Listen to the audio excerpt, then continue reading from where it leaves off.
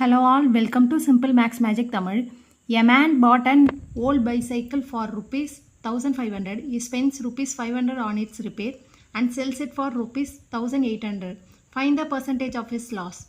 அதாவது ஒருத்தர் ஒரு ஓல்ட் பைசைக்கிள் வாங்குறாரு 1500 ருபீஸ்க்கு 500 ரிப்பேருக்கு செலவு பண்ணுறாரு. அதை மறுபடியும் 1800க்கு சேல் பண்ணுறாரு. அவரோட லாஸ் பர்சன்டேஜ் தான் கேட்குறாங்க. லாஸ் பர்சன்டேஜ் ஃபார்முலா என்னென்னா loss by cost price into 100.